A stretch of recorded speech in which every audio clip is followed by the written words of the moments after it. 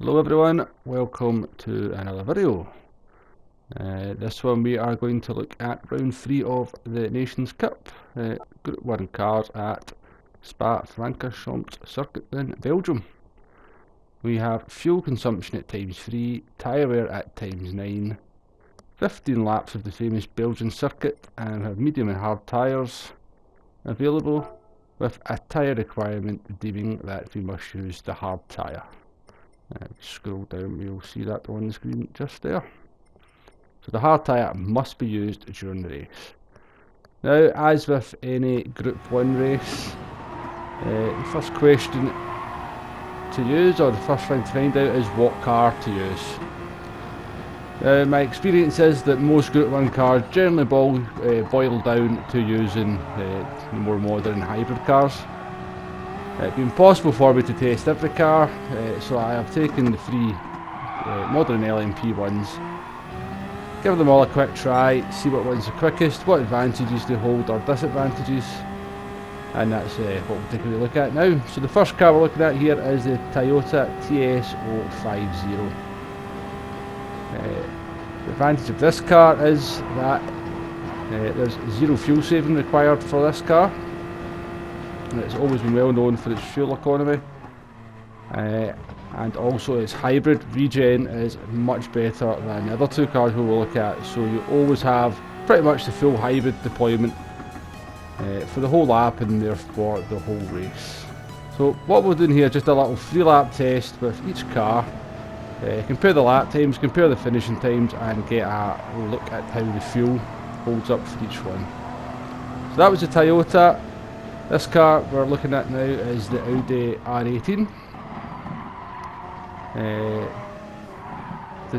This car's got a couple of disadvantages. One, some fuel saving is going to be required to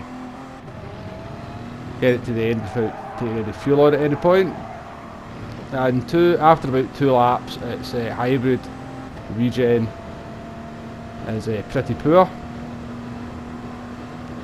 Of course, there's a couple of tricks that you can do to try and make the hybrid a little bit better, but it all gets a bit complicated, and you've probably got enough on your plate just getting the car around the circuit in one piece without having to try little things like that. However, the advantage of this car is over 1 lap, with a full hybrid deployment, it is probably the quickest car out of 3, and therefore will be very good for qualifying. So next up we shall take a look at the Porsche 919. This car kind of falls in the middle of the 2 previous ones. Not quite as good on fuel as the Toyota, but better than the Audi. And not quite as good a hybrid as the Toyota, but better than the Audi as well. So a bit of a jack of all trades, the Porsche. Now I think this is going to be my car of choice. I like the way it handles. I think it handles very, very nicely. Compared to the Audi is quite tricky, and the Toyota is quite stable as well. But for me, the Porsche just seems to suit this circuit with the fast corners. The Porsche seems to really enjoy getting flung into those fast corners. This car will be my choice for the race, I think. And then I have actually done a full race run with the Porsche, and doing the fuel saving is relatively easy. A little bit of short shifting, it saves fuel very nicely indeed. So that's the 3-lap test for all 3 of those cars done. I don't know if you noticed the finishing times came up, but they all actually finished within 2/10 of each other. So all 3 competitive. It's going to come down to what car you like or are most comfortable with. Obviously the Toyota has the advantage of not having to do any fuel saving compared to the other 2, so that might be your preferred thing.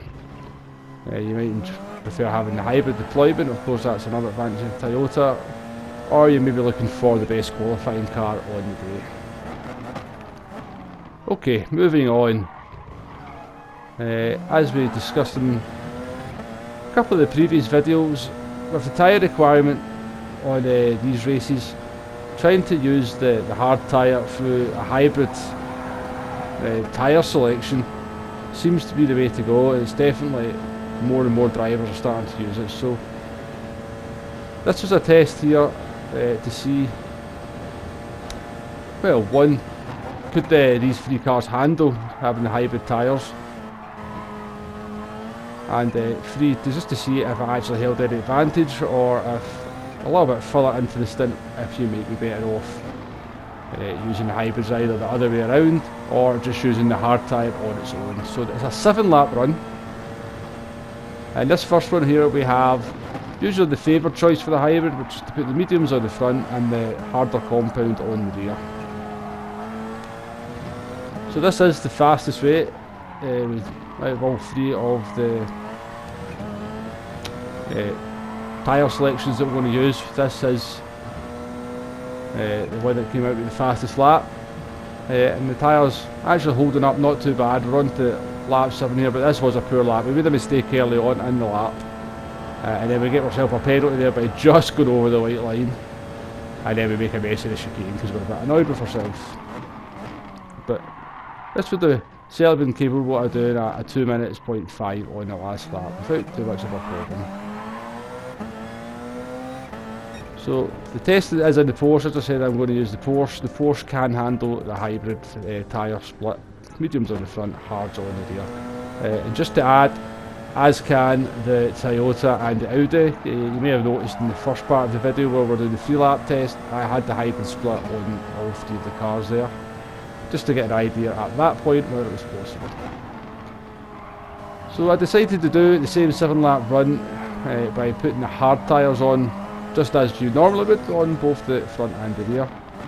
And I fully expected the car to be at least a second a lap slower doing this, and I was quite surprised to find it was really only a few tenths slower,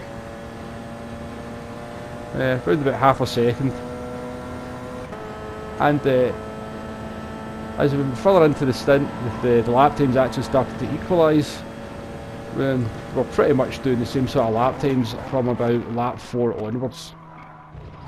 But that advantage was not to last. I did think after those first few laps that maybe come lap 6 and 7, the hard tyre on its own would be better than the hybrid. But you do start to suffer a little bit of degradation, and the lap times slowly start to drop away. But the upshot is that using the hybrid split, either the mediums on the front and the hards on the rear, or as we're looking at now, the hards on the front and the mediums on the rear, or just using the hard tyres alone, all sort of work out fairly similar in lap time, and as the tyres degrade, they all kind of equalise to be very, very similar on pace. So the footage here, we have the hard tyre on the front and the medium on the rear. Looked pretty good coming up to lap 4, but then for some reason, and you don't really feel it, can't really see it, but the tyres did drop off and they actually started dropping into the late 2 minutes. So the hybrid, there is an advantage to it, but it's certainly not massive. But any little advantage is going to be worth doing at the end of the day, so the recommendation would be to run the hybrid split with the mediums on the front and the hards on the rear for your first stint, and get the hard tyre done and dusted and out the way at that point. So on the screen there it said pit stops, so let's take a look at what a pit stop's going to cost. In this first example here, we're just going to come in and take a new set of tyres and see what sort of pit loss we're looking at. A new set of mediums on. Obviously we miss the first corner out. We're back onto the track. In the in lap there, a 2:11.9, which is 13 seconds slower than the lap we had done previously. And when we jump forward, we can see the out lap is significantly quicker than a normal lap. So the pit loss, just for tyres only, coming in at around about 8 seconds. Not too bad at all. Now, as I said, the Toyota can do the race without any kind of fuel savings, so when you pit in the Toyota, you will not be taking any fuel on. But both the Porsche and the Audi are going to require some fuel saving if you want to avoid that. However, should you have to take some fuel on, let's take a look at what the additional cost might be. So again, we come into the pits, a new set of tyres, and we're going to take 25% fuel on. Fuel's going in. Fuel does go in quicker in Group 1 cars. I think it's 10 litres a second compared to 7 litres a second for Group 3 and Group 4. There you go, that pit time 23.5, whereas the previous pit stop was 18.4. So the cost of 25% fuel, a shade over 5 seconds. So this is why you really want to get the fuel saving done during the race and avoid having to take any fuel on at your pit stop.